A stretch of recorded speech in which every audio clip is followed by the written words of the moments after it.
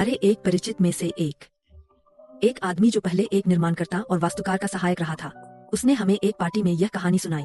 उसने कहा, किसी ने बन्ना को घर की मरम्मत के लिए बुलाया, उसको पता और सारी जानकारी दे दी।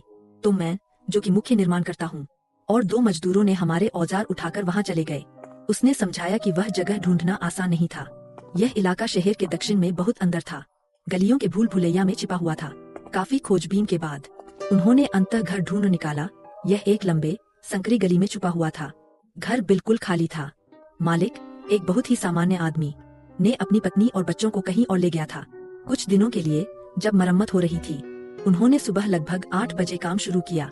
10 बजे तक कहानी सुनाने वाला आदमी बाहर निकल आया, द्वार पर सीमेंट मिलाते दोनों मजदूरों की जांच करने के लिए।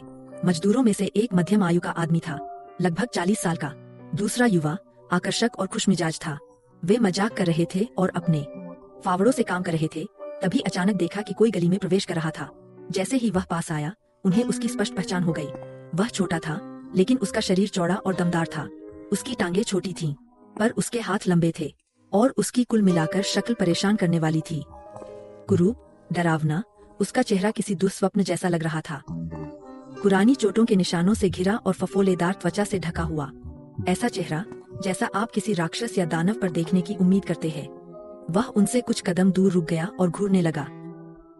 फिर उसने भयानक, टेढ़ी मेरी मुस्कान के साथ मुस्कुराया।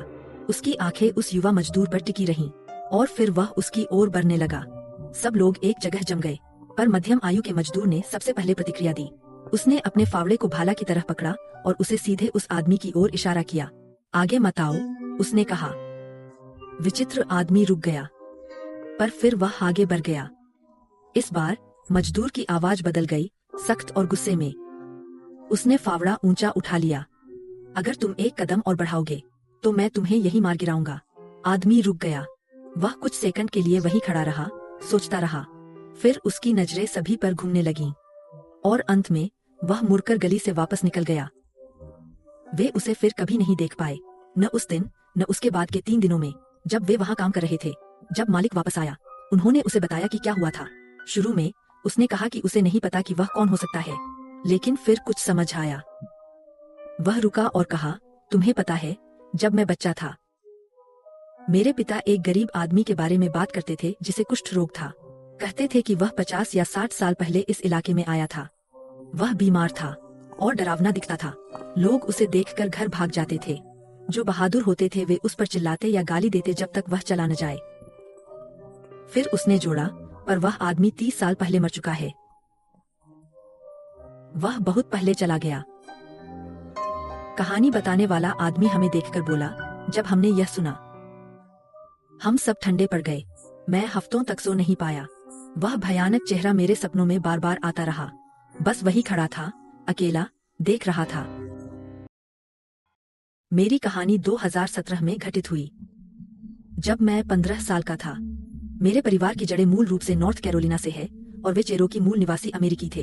अगर आप सोच रहे हैं, मेरे माता पिता ने मुझे और मेरे भाई बहनों को यह सिखाया कि हमेशा अन्य मूल निवासियों के साथ दयालुता और सहानुभूति से पेश आओ। यह बात उन्हें गहराई से माननी थी, और यह बात उन्होंने हमें गर्व के साथ अपनाने के लिए सिखाई। यह एक ग्रीष्मकालीन दोपहर में हुआ, लगभग 4 बजे। उस समय मैं शहर के उस पार एक छोटे किराने की दुकान में पार्ट टाइम काम कर रहा था ताकि एक यात्रा के लिए पैसे बचा सकूं। मेरी 5:30 बजे की पाली थी, और चूंकि मैं 6 में सबसे छोटा था, और मेरे सारे भाई बहन बाहर रह गए थे तथा मेरे माता पिता काम पर थे, मुझे बस लेनी पड़ती थी। जब मैं स्टॉप पर इंतजार कर रहा था, बस अभी भी लगभग 15 मिनट दूर थी। यहीं पर मैंने एक आदमी को अपनी ओर आते देखा। उस दिन मैंने अपने चश्मे नहीं पहने थे, इसलिए मैं उसकी विशेषताएं पहले स्पष्ट नहीं देख पाया। लेकिन जब वह पास आया, तब मैंने देखा कि वह भी मूल निवासी था। उसके लंबे चोटीदार बाल थे, उसका चेहरा साफ सुथरा था, और वह पारंपरिक मूल निवासी हार पहन रहा था, जो मेरे दादा पहनते थे। इसने वास्तव में मुझे मुस्कुराने पर मजबूर कर दिया। वह अपने 20 के शुरुआती दशक का लग रहा था, जिसकी आंखों के आसपास गहरी थकान के निशान थे और एक चिंतित, लगभग संदिग्ध सा चेहरा था। वह लगातार अपनी कंधे पर नजर डालता रहा और घबराते हुए अपने हार के साथ खेलता रहा। उसमें कुछ बेचैनी सी झलक आ रही थी। मुझे उस पर कुछ दया आ गई, तो मैंने उसे हल्का सा हाथ हिलाया और शालीन मुस्कान दी। उसने देखा, पर बस सिर हिलाया। कुछ मिनटों बाद उसने मुझसे मुंह मोड़ते हुए पूछा, क्या तुम मुझे कुछ पैसे उधार दे सकते हो? मैंने तुरंत अपने जेब में पड़े $35 के बारे में सोचा। पैसे जिन्हें मैं उस रात दोस्तों के साथ घूमने के लिए इस्तेमाल करने वाला था। तो मैंने झूठ बोला। मैंने कहा, माफ करना। जैसे ही मैंने ये कहा, उसका चेहरा बदल गया। गुस्से से नहीं, बल्कि किसी तरह के सदमे से। जब मैं उसकी प्रतिक्रिया को समझ भी नहीं पाया, तो वह मेरी कंधे के ऊपर देख रहा था। मैं घूमकर देखने लगा कि वह किसे देख रहा था, और वहाँ एक और आदमी आ रहा था। शायद उसकी उम्र 40 के आसपास थी। ऊनी काम के जीन्स, बूट पहने हुए था और काली टी शर्ट पहनी थी।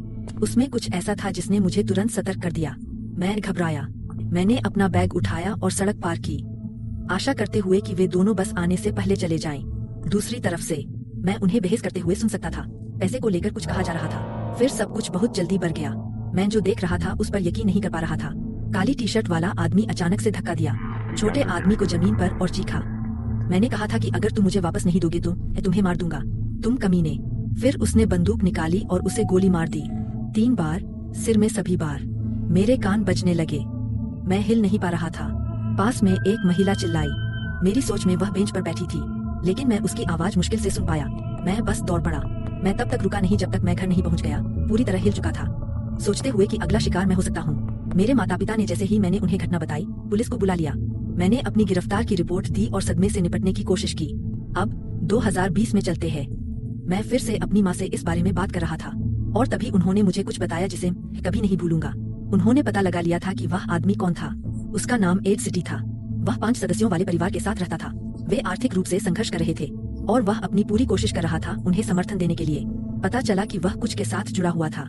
बहुत बुरे लोग, क्योंकि वह उन्हें पैसा देनदार था। लेकिन उसकी माँ के अनुसार उसने पहले ही उसका अधिकांश पैसा चुका दिया था। स्पष्ट रूप से वह केवल कुछ डॉलर ही कम था। वह केवल $20 से कम था। $20। इसी वक्त मुझे एहसास हुआ, मेरे पास पैसे थे। मैं उसे दे सकता था। मैं उसे बचा सकता था। मेरे माता पिता ने मुझे उदार बनना सिखाया, दूसरों की मदद करनी सिखाई, खासकर हमारे मूल समुदाय के लोगों की। लेकिन उस दिन मैंने मदद नहीं करने का फैसला किया, और यह मुझे सताता है। आज तक मैं सोचते सोचते नहीं रुक पाता। अगर मैंने मदद की होती, क्या वह आज भी जिंदा होता? मुझे उम्मीद है कि एक दिन मैं खुद को माफ कर सकूंगा, लेकिन अभी मेरा अपराध बोध और शर्म मुझे खा जाती है।